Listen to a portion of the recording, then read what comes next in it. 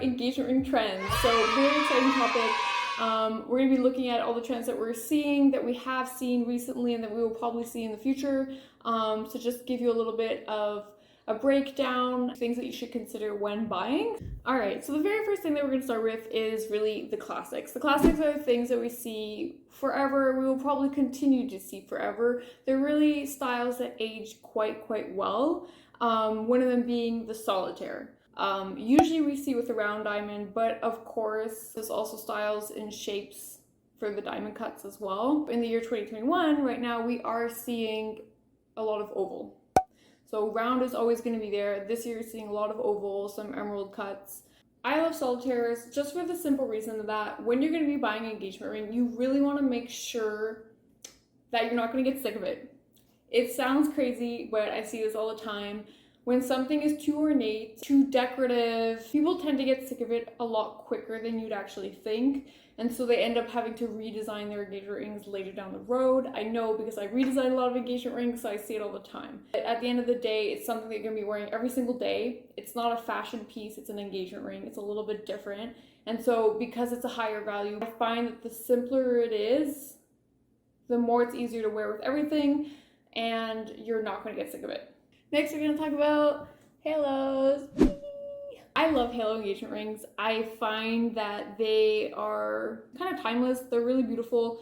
You can see them with only diamond, or you can see them with colored gemstones for the center as well. They're something that I usually recommend to clients who don't have the biggest budgets. Why? Because in having a halo, it really helps give the appearance that the center stone is a lot bigger than it actually is, because what it ends up doing is, because there's diamonds all around, right, then it gives the effect that you can't see where the center stone starts or finishes. Right now we're seeing a lot of hidden halos. So traditionally when you're going to be seeing a regular halo, a halo is going to be from the top view, you're going to have diamonds all around, right? Versus when you have a hidden halo, it's generally kind of like added as an accent to kind of embellish a piece. And then you'll have even more ornate ones will be actual designs underneath the center stone. So these are kind of ways that you will see trends influencing even the classic designs. I think that this trend is something that will probably stick around for a very long time. When we're also looking at halos, we are seeing more and more non-symmetrical. We're seeing a lot more kind of like very ornate halos. So instead of like the traditional simple row of diamond pave, we're really seeing mixed shapes. So like we can see like baguettes, we can see pears thrown in there, playing with all different kind of like shapes. I think it's a really fun way to play with something that's a little bit more classic and make it a little bit more alternative. Because like once we have like the classics, we always have the subgroups of kind of like the vintage aesthetic.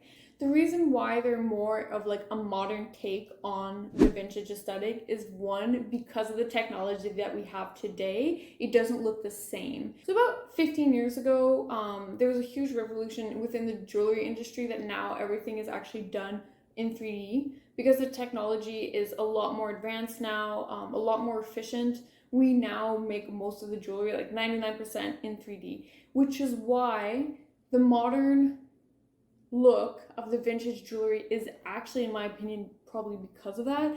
Yes, it's influenced by today's trends, but I think it's also heavily because vintage jewelry back in the day was made by hand.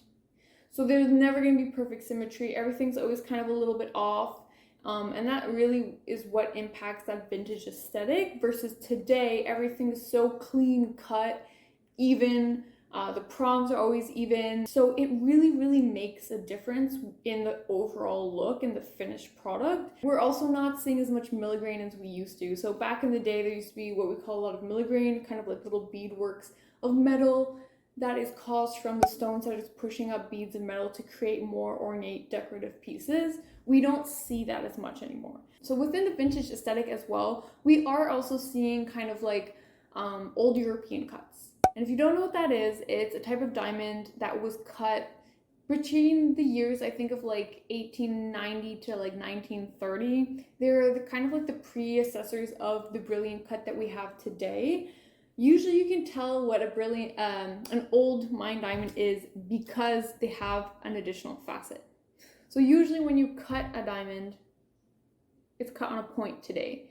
But previously, they actually used to cut what we would call the cullet of the diamond. And that's why when you look from the surface up like this, you can see that there's like a circle. And that is a very good indicator that it is an old European cut. It's often romanticized and often sought after people who are looking for these cuts because we don't make them anymore, for one, and two, they were actually cut by hand. So they were done by professional lapidary artists who would cut the stones by hand, which is why they often have not necessarily the perfect evenness of cuts. The facets tend to be a lot larger than they are today. So then we have kind of like more of like the boho aesthetic. The boho aesthetic is very like whimsical, ethereal kind of like jewelry that we see. It was pioneered by the jeweler called Kataoka. So she pioneered it, and we see a lot of people who kind of like have very heavily inspired themselves from her work. A lot of cluster work. You'll see a lot of multiple prong settings. So instead of the classic 4 prongs, you're going to see more like 6 prongs. A lot of unevenness, right? So it has a lot of more like clusters of stones. We see a lot of clusters of diamonds along the actual shank itself and not necessarily within the centerpiece. It's really cool for people who are a little bit more on a budget. If you're not having one heavy carat weight in the middle and you have just tiny little like lower points all around, it is drastically going to cost you significantly less. However, on the flip side, having these kinds of cluster rings, in my opinion, they have a time span. Having been making engagement rings for quite some time now, almost a decade, I can very much tell you that I've never seen a woman over the age of 40 ordering a ring like this. Another thing about this trend, which I really want to advise you guys, is that when you're buying your engagement ring, do not go under 1.5. Do not go under 1.5 millimeters. The bands are so thin, like too thin. Like we're talking about like under 1.5 millimeters. It's too dainty, you guys. I know it's super pretty and it's super feminine. It is not a good idea. The band is gonna warp, and when it warps, it can affect the integrity of the setting of the stones. Not a good idea. Within this trend, we're also seeing a lot of like rose cut stones. So rose cut stones, even like all the whole pepper diamond look, that was popular I think within the last 5 years. I think it came up and it died really quickly. I'm not a huge fan. The whole point of why we cut brilliant cut diamonds as a brilliant cut is because it really is what makes it sparkle. And so when you have a rose cut, it doesn't at all put in favor the sparkle of the diamond because it's just like giant facets on a flat surface. So it's kind of like a waste of material in a way. And yes, it's very pretty, but I wouldn't do it for anything like a diamond. I would probably do it for more like a white sapphire or a morganite, moonstones, whatever. But in terms of a diamond, the price that you're going to be paying, and you won't even get the sparkle out of it because the cut isn't in favor of the material, doesn't make sense to me. All right, so now that we have done talking about kind of like the aesthetics that we're seeing on the market, I'm going to talk more about like the gemstones that we're seeing. So of course we have the traditional diamond. I think that's obviously still kind of like the most predominant stone that we are seeing for engagement rings. Then I'd have to say it's like a mix of a few kind of like subcategories. So I have been seeing so much sapphire, like a lot this year. For oval cuts, there are so many sapphires being requested. The only thing about the sapphires is that they are not the traditional royal blue that you would suspect.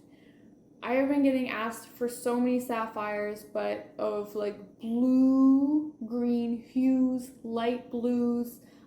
For some reason, we're not seeing the traditional royal blue. I don't really even know why.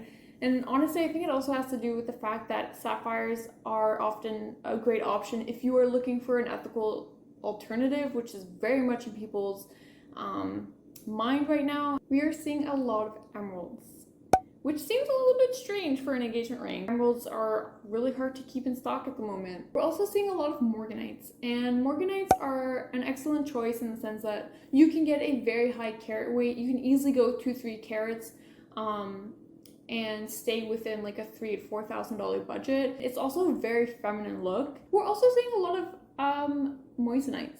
So moissanites, more and more people are requesting moissanites. I think it actually has to do with TikTok that really blew up over the last couple of years. It's really extremely popular with like the younger generations. One, because it's so affordable. You can get really high carats for very affordable prices. You know, you can easily get a 3 carat for like 2,500. So in terms of engagement rings, you know, when you're a young, you know, 20-year-old paying a $10,000 1 carat diamond, it's just not doable, right? And the whole environmental aspect as well, I think also is one of the huge reason why people are just choosing to go with moissanite where it's lab made. In terms of gold colors, it's still the usual. Honestly, white and platinum I think is predominantly the most. We are seeing, however, a large wave of yellow gold, and rose gold, however, is really dragging behind, which is to be expected. I think a lot of times when we do see rose gold, they are in those more kind of like vintage boho aesthetics. We don't generally see them for the more classic designs. Yeah, I think that probably the reason why we are seeing more yellow gold right now and is actually because it photographs better on social media, which sounds crazy, but that is the reality. White gold in pictures often looks like silver. It looks a lot less luxurious versus when you have yellow gold, it really pops on camera. And so I think the years that we've had being on social media and shopping on social media has probably heavily influenced those decision making. So I think it's really interesting. Alright guys, I would love to know what style of engagement ring you guys are thinking, what diamond or gemstone that you guys are considering and why. Let me know in the comments down below. We are going to be doing a second part to this in wedding bands, so that will be coming up shortly, and if it's already posted, we're going to link it down below, so make sure that you watch that. If you like this video, subscribe, it helps a lot. So I'll see you guys next time, and thanks!